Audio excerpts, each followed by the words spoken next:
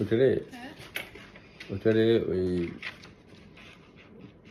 মানে বাচ্চা ডেলিভারি করার আগ পর্যন্ত ওই ভিটামিন এ ক্যাপসুলটা, ঠিক আছে, আর ওই যে ফিলওয়েল কিটটা দুটারেই দেওয়া যাবে বাচ্চা হওয়ার আগ পর্যন্ত, ঠিক আছে।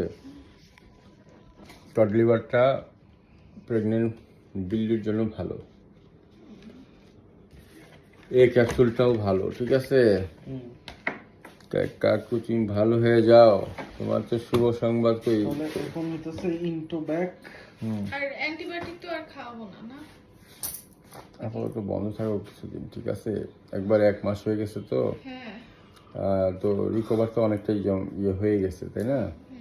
এখন এই ইন্টোব্যাক যেটা দিলাম, এটা এখন চোখের ফিনিশিং এটা ইয়ে করবে আর কি, ঠিক আছে।